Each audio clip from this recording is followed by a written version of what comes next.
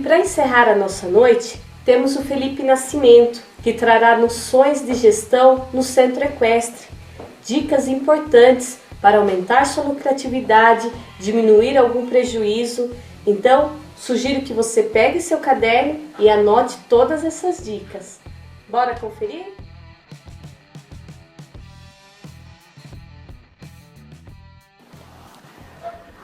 Olá, bem-vindos ao Congresso Horseman Show. Eu sou Felipe do Nascimento, conhecido como Americano.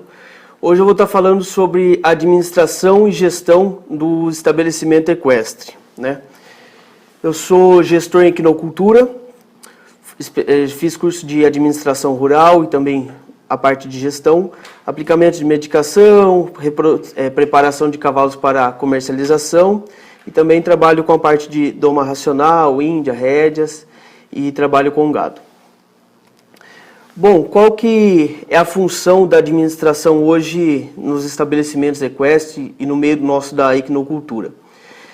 Por causa que muitos ranchos, aras, centros de treinamentos, eles acabam quebrando, né, ou acabam fechando infelizmente, por não saber administrar e não saber planejar aquele estabelecimento que ele tinha. Então a administração é isso, é você gerenciar uma empresa, pessoas, para que você consiga estabelecer sua meta dentro daquela propriedade. O que faz um administrador? Ele vai planejar, organizar, liderar e fazer parte de controle dessa propriedade ou do estabelecimento. Bom, planejar eu defino como que seria um sonho, né? Então vou citar aqui um exemplo. Eu tenho um sonho de construir um aras ou um pavilhão de baias, eu quero construir alguma coisa dentro do meu estabelecimento equestre. Então eu vou planejar isso. Como que vai acontecer? Aí entra a organização. A organização ela vai me dar, eu vou fazer um cronograma onde vai ser mostrado qual é o tempo que eu vou gastar, qual é o investimento, dinheiro, quando que esse pavilhão tem que começar, em que estágio ele tem que estar daqui a 2 meses. Isso é um programa de organização. A parte de liderança, eu vou trabalhar dia a dia ali com os meus funcionários, com os pedreiros que tiverem, para mim poder manter um clima de harmonia dentro da propriedade e que todo mundo trabalhe com gosto, vista a camisa do meu time e esteja ali trabalhando satisfeito com aquilo que está sendo feito. E o controlar, dando-se a início essa programação de construção, um exemplo do pavilhão de baias, eu vou estar acompanhando esse cronograma durante o tempo. Então, ou seja, daqui 2 meses, já está pronto o que era para estar pronto. Por exemplo, as baias já estão com as paredes erguidas, com os coxos de água instalados? Não. Então, eu tenho que me organizar e reajustar para poder que isso aconteça naquele período que já ultrapassou. E dentro da administração, a gente tem a gestão de pessoas, que realmente a gente acaba voltando um pouco para a parte de contratação, do dia a dia do seu treinador, do seu funcionário, até mesmo você como funcionário com o seu patrão, e onde que a gestão ela tem alguns testes para ver se a pessoa se adequa àquele lugar, aquele ambiente, aquela profissão que ela está, né? Que nem um teste representacional, ele vai ver como que a pessoa aprende, se ela é visual, sinestésico, auditivo ou digital. O visual ele aprende vendo. Me ensina aqui como que faz, ele vai lá e aprende a fazer. O sinestésico ele já é aquela pessoa que ele prefere fazer, né, do que ouvir ou ver a pessoa fazer. Ele gosta de ir lá e colocar a mão na massa. O auditivo ele vai aprender mais ouvindo e o digital é para uma pessoa que, um exemplo, como agora ela pode estar assistindo a palestra, mexendo no celular e está assistindo TV. Então ela consegue fazer várias coisas ao mesmo tempo. Esse é o perfil da pessoa digital. Tem também o teste de preferência cerebral, que ele trabalha com 4 tipos de animais, né, para se basear. O gato, o lobo, a águia e o tubarão. O gato é aquele tipo de pessoa que ele tamo junto, ele veste a camisa do seu time, vai com você em qualquer lugar, ele gosta de estar em harmonia, ele trabalha sempre na companhia de mais pessoas. O lobo já tem um perfil de fazer certo. Não vem com meia boca pro lado dele, que ele não gosta de fazer. Então limpa uma baia. Não, ele vai limpar certinho. A águia, ela já tem o perfil de mostrar que ela quer mais. o básico para ela é básico, para ela não é interessante. Ela tem o interesse de estar tendo ideias, de criar alguma coisa para inovar aquilo que ela vai fazer ou criar. O tubarão é o estilo de pessoa que faz rápido. Ah, vamos construir uma cerca? Vamos. Ele já vai lá, pega morão, pega isso, pega aquilo, quando você for ver já está pronto. Então, a gestão de pessoas ela vai ver isso e dentro do que você está contratando a pessoa, dentro do que ela trabalha, se realmente ela encaixa com esse perfil. Não adianta ter uma pessoa que gosta de fazer rápido num serviço que precisa de perfeição, com calma, com detalhes. Então, não vai se encaixar. Aí a gente tem a logística, a parte de logística, onde que você vai planejar como que vai chegar, um exemplo, a mercadoria na sua propriedade.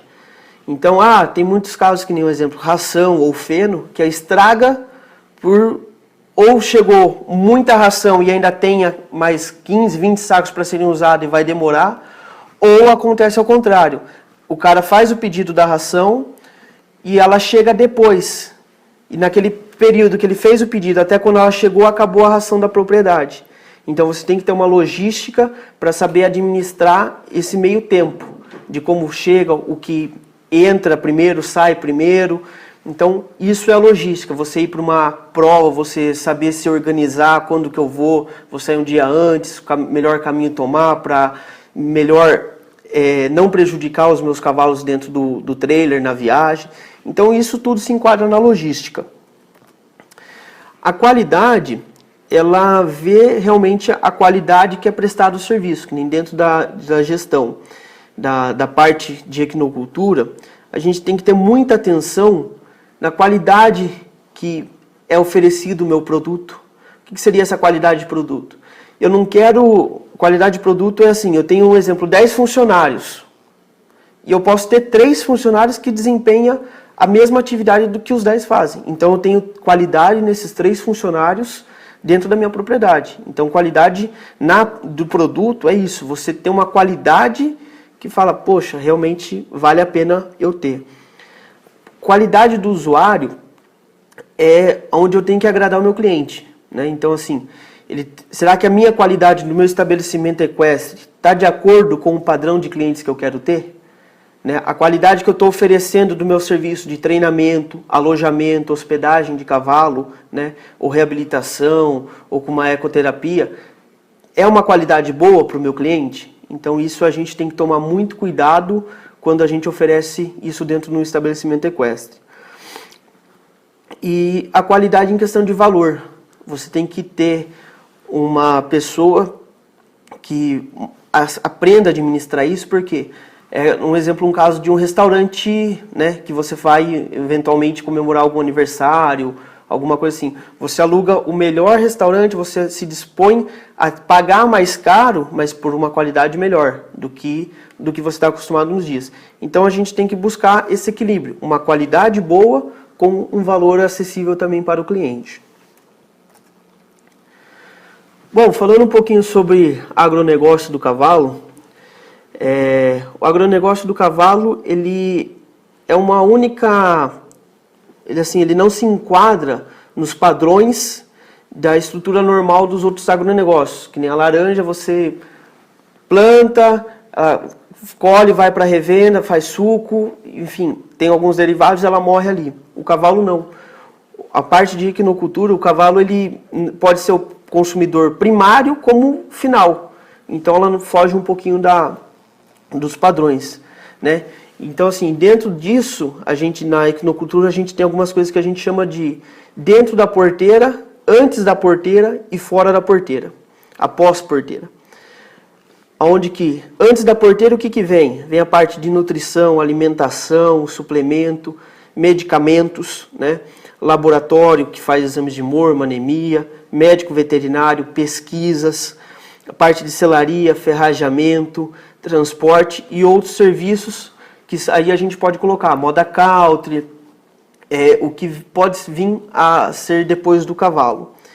Dentro da propriedade é a parte dentro do teu rancho, ou seja, então se eu sou um aras que eu crio potros para vender. Então, dentro da minha propriedade eu tenho a criação de potros, eu faço o manejo desses potros e tal. E qual que é o meu pós-porteira? é o leilão, é a venda desses potros, né? E dentro disso a gente tem os segmentos de trabalho, que vai para a área militar, ou lida, a gente tem a área de esportes, né, que é bastante movimentada. Temos a área de lazer, que é dentro da equinocultura uma das maiores áreas que temos.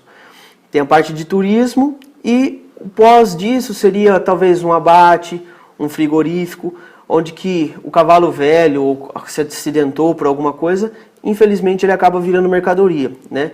E o Brasil já foi um dos maiores exportadores de carnes de cavalo que já teve. E sem falar que o agronegócio, hoje ele desenvolve um PIB de 16 bilhões. Então, assim, ele é maior do que o PIB do suíno, feijão, trigo.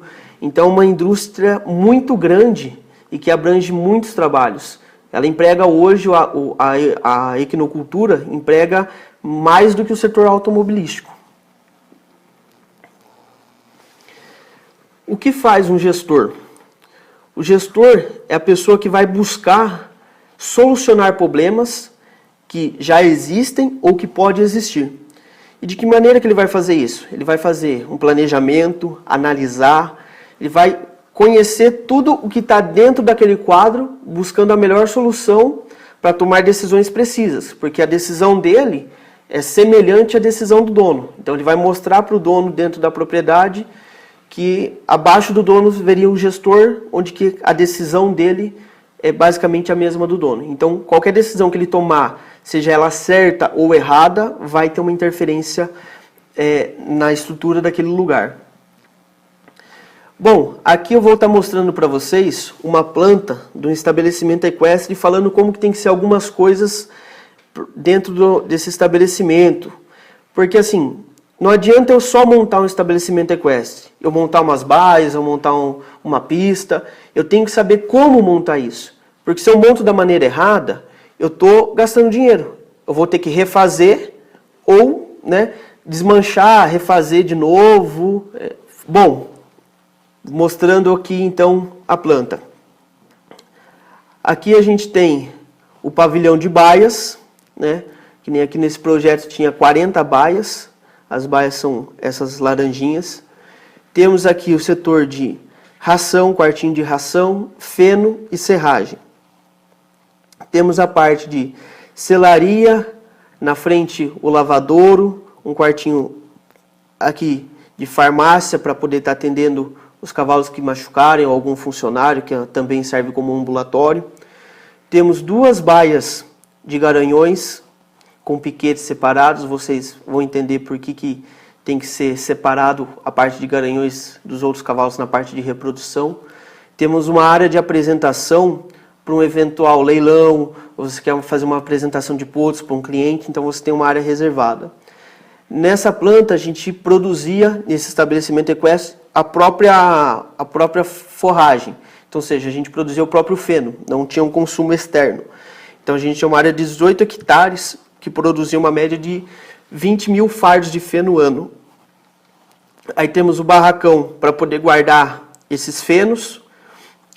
Temos aqui os 14 piquetes, onde são rotacionados para os cavalos de treinamento, esterqueira, piquetes das éguas de cria, que eram áreas de tambor, um centro de treinamento, e áreas de reprodução de linhagens de tambor.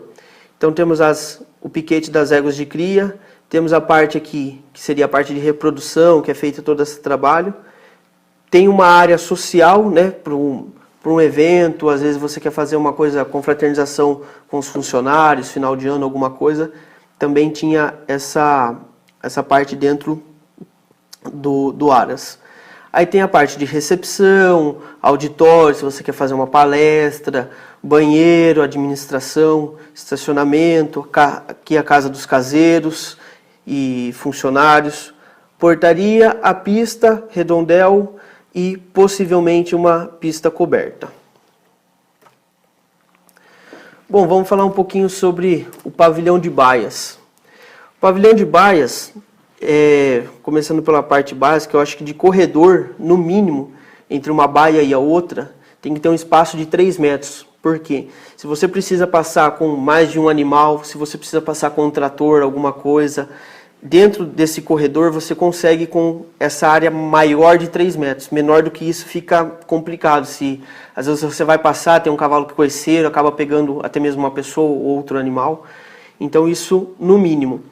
Aí as orientações são para você estar fazendo ele no sentido leste-oeste, onde que o sol nasce, pega ele o dia inteiro, desde o começo ao fim, do que norte-sul, onde o sol passa por ele e dentro de uma parte está fria, e na parte de, vamos assim, esquerda está frio e a parte de direita está quente. Então não é uma situação legal.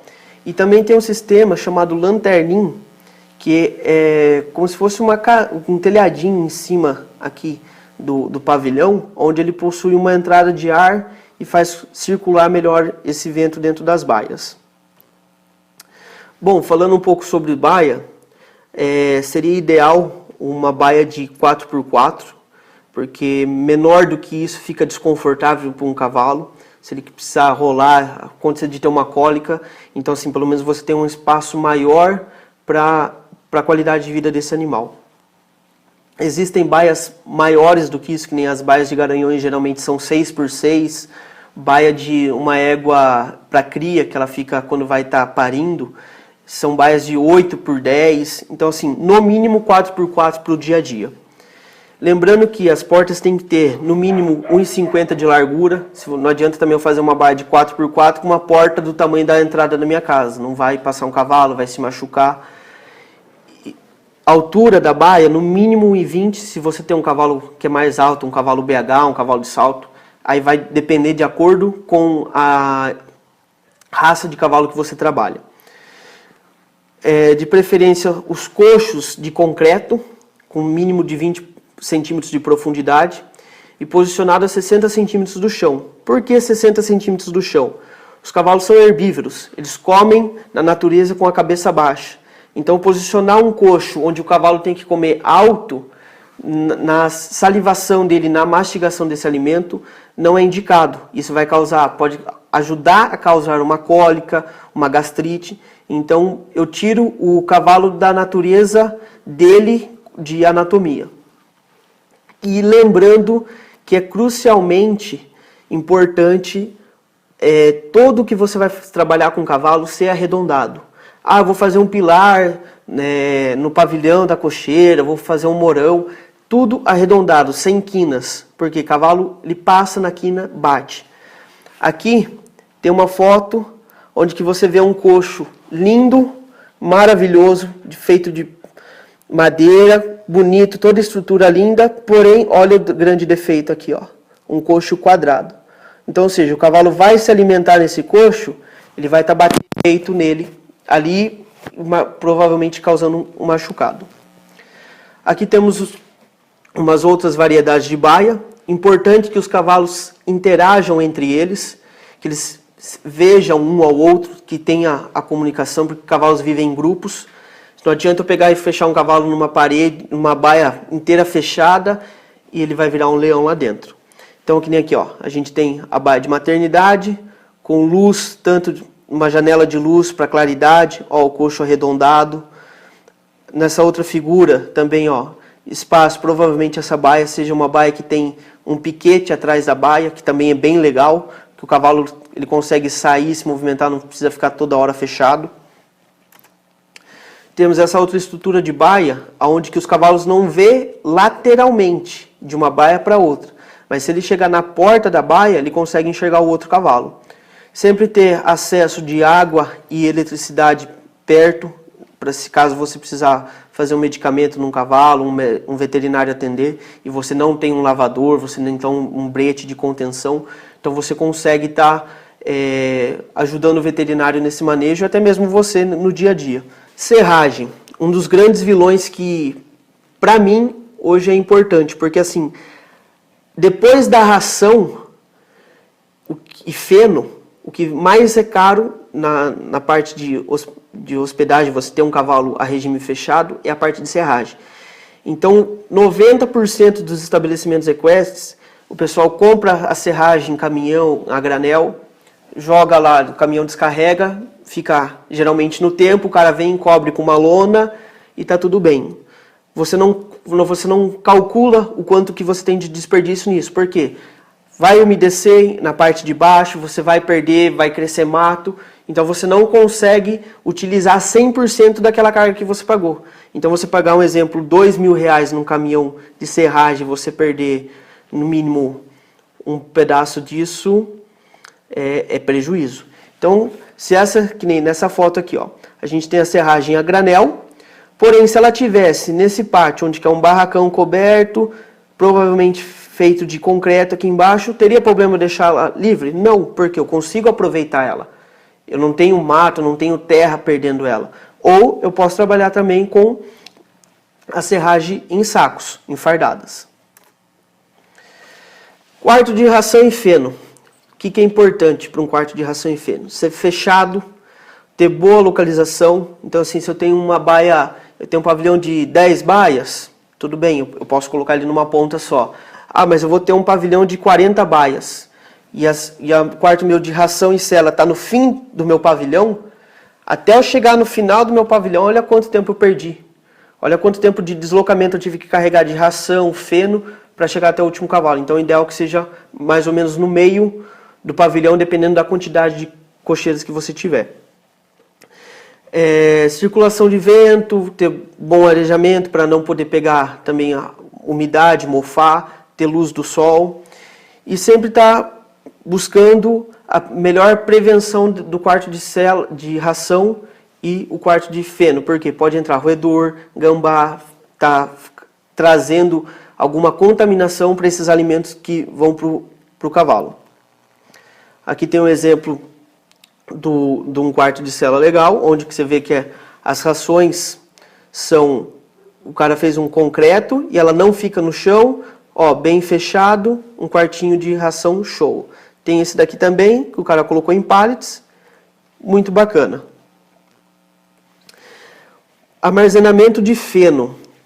Temos um barracão aqui enorme de feno, porém, ó, todo aberto no chão, olha aqui, ó, terra. Então, ou seja, se vem uma chuva aqui, e aí, eu perco metade da minha produção? Olha o quanto de dinheiro está sendo jogado fora.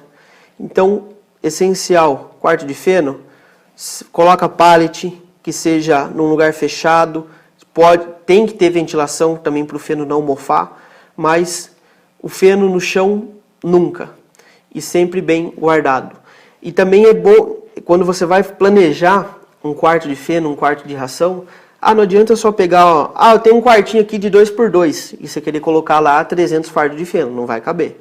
Então você também, se você compra feno, você não produz na sua propriedade, mas compra, também tem que ter essa logística de você saber de quanto em quanto tempo você consegue pedir, qual é o prazo que o rapaz demora para te entregar, e você ter essa logística para não perder e nem sobrar feno.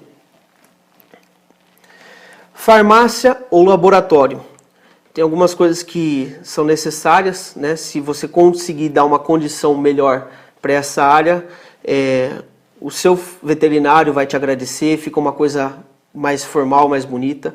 Então, assim, sempre de preferência paredes azulejadas, piso frio, de preferência ter uma geladeira com acesso, uma torneira, uma pia, onde que possa ser feitos os procedimentos que, se precisar tratar um cavalo, você possa poder estar armazenando. Aqui na foto, ó, a gente tem a clássica realidade das farmácias dos centros equestres, que é os medicamentos aqui numa prateleira, misturado com a ração, com o feno. Aqui ainda está fechado, mas tem lugar que você vê jogado junto no quartinho de guarda-ferramenta que limpa a baia. Então, assim, o mesmo medicamento que você vai fazer a aplicação de um cavalo via oral ou intramuscular, alguma coisa, você está deixando eles contaminar no ambiente sujo. Então, o ideal, o que seria? Tenta pegar alguma prateleira, algum gabinete, um armário, tenta fazer alguma coisa mais reservada de vidro, que não tenha tanta contaminação nessa parte. Brete de contenção, que hoje é uma das coisas basicamente essenciais num estabelecimento, onde você tem o brete que ele é inteiro desmontado. Se você consegue tirar o cavalo se ele cair, se ele tiver uma cólica, se ele fazer qualquer procedimento de veterinário ou um curativo, você consegue estar fazendo dentro do brete de contenção. Não é caro, você pode estar fazendo o brete tanto em ferragem quanto em madeira, mas hoje o que mais se utiliza é esse brete de ferragem pré-moldado. Lavador. O lavador eu indico que tenha no mínimo também um espaço de 4x4, né? Porque se você tem um lavador fechado e menor do que isso, e você vai às vezes ter mais de um cavalo transitando por ali, pode acontecer o risco de você tomar um coice ou acertar um coice em outro cavalo. Então, que nem aqui a gente vê na figura, a imagem aqui, ó, o lavador, o cara utilizou a parte externa do barracão, colocou piso de borracha, que é legal, o cavalo se cair aqui, estirar alguma coisa, não se machuca tanto.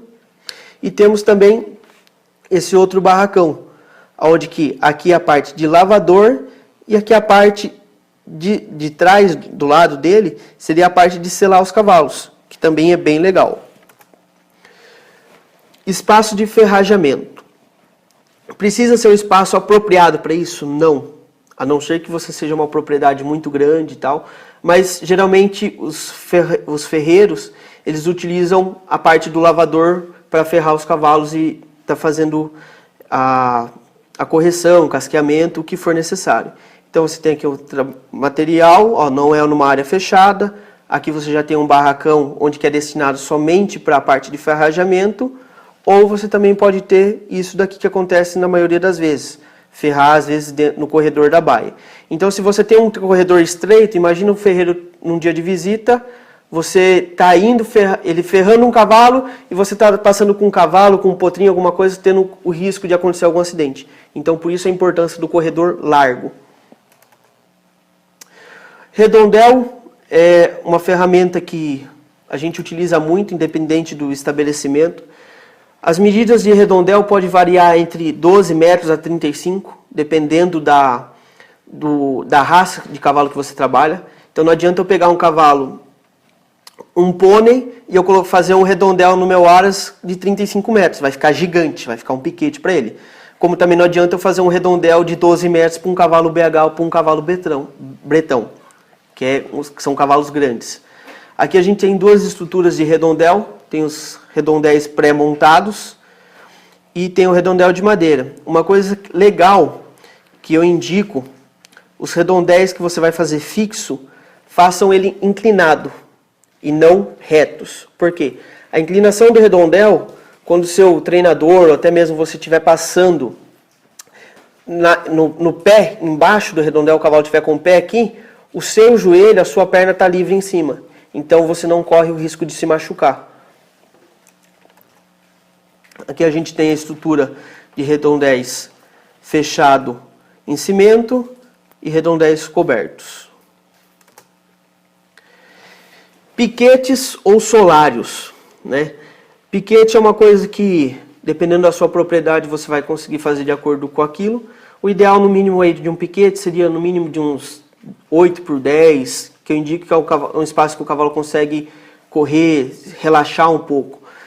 Então você tem, dentro desse piquete, você pode fazer, se você tem uma propriedade grande, você pode fazer um piquete rotacionado, mantendo os cavalos soltos em liberdade e não dentro de baia. Se você não tem uma propriedade tão grande, então você vai ter que rotacionar esses piquetes. E ele pode ser feito de madeira, cerca de madeira, ou cerca elétrica, que é o que mais se utiliza, ou até mesmo, em alguns aras, você encontra a cerca de madeira com a fita elétrica por dentro da madeira. Ou seja, para evitar realmente ainda que o cavalo chegue na madeira, que o cavalo encoste, se coce. E se você for fazer cerca de madeira sem choque, como eu disse anteriormente, morão arredondado, sem pontas, sem quinas, porque o cavalo vai chegar, ele vai coçar, ele pode, às vezes um cavalo que tem vício de engolir ar. Então, quanto menos quina tiver para um cavalo, melhor será para ele. Sobre as pistas. A pista a gente fala de um modo geral, porque assim, no estabelecimento equestre você tem várias modalidades. Você tem apartação, você tem rédeas, tambor, você tem cavalos de marcha, e ambos têm pistas diferentes, cada um com a sua característica para aquela modalidade. Mas no mínimo, você ter uma boa drenagem nessa pista. Se ela é uma pista a céu aberto, você tem um dreno nela para você não perder. Você fazer uma cerca em volta dela para você conseguir conduzir, se você precisar dar uma aula, dependendo como for o seu estabelecimento. Então, assim, e manter uma rotina de cuidado com essa pista. Ah, não é choveu, deixa virar pedra, vai perdendo areia. Porque a pista, hoje, como diz, ela é crucial para os cavalos de esporte. Então, machuca tendão, machuca boleto. Tem uma série de causas que acontecem derivados de uma pista ruim. Aqui tem uma planilha que eu trabalho com ela. Aqui vou deixar um exemplo para vocês. Depois podem acessar o link embaixo, que vai ter ela disponível lá. Onde que eu coloco aqui o fluxo de caixa.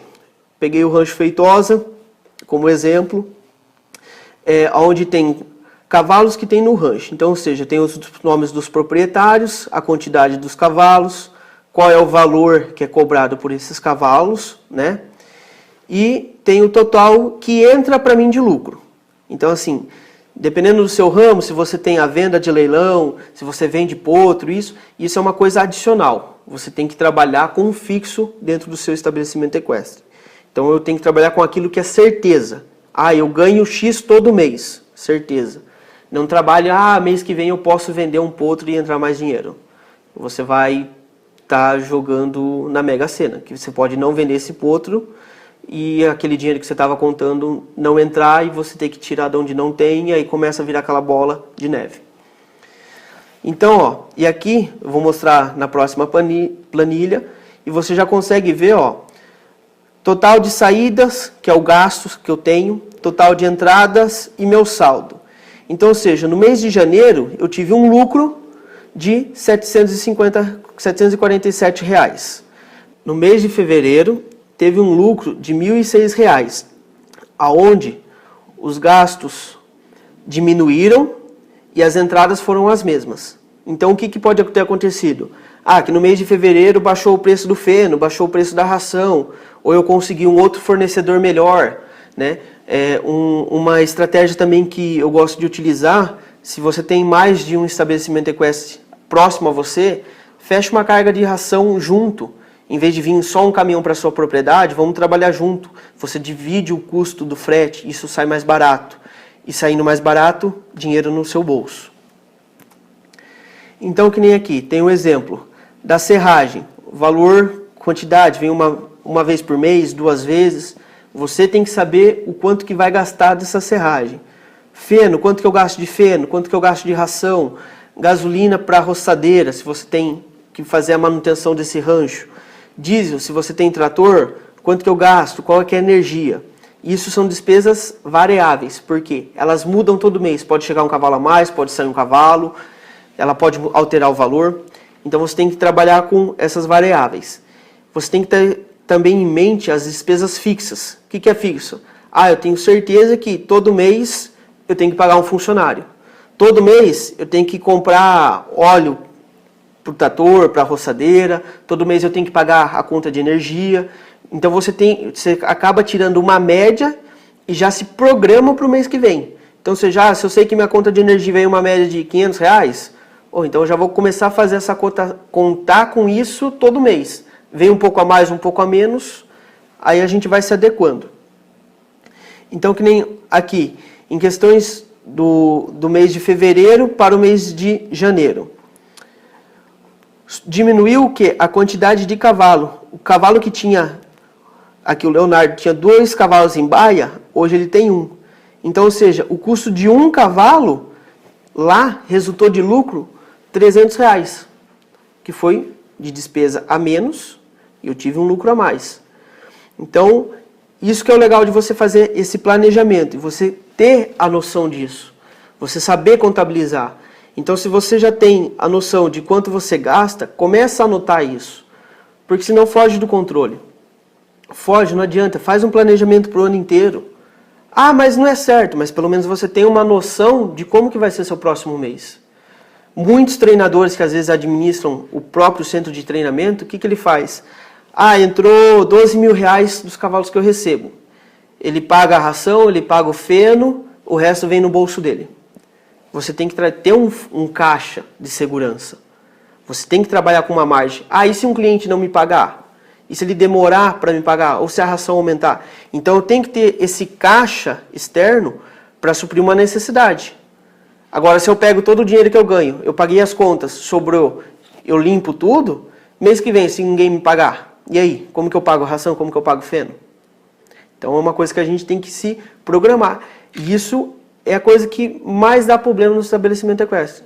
Você sabe quanto você ganha, mas não sabe quanto você gasta. Então não é só o amor por cavalos. Não é só, eu gosto de cavalo, eu quero ter um cavalo. Não, você tem que saber como que funciona isso.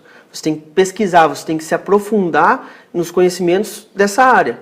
Então você quer ter um cavalo? Vamos ver o que é o melhor para o seu cavalo, qual que é a melhor baia, qual que é o melhor manejo alimentar para o seu cavalo.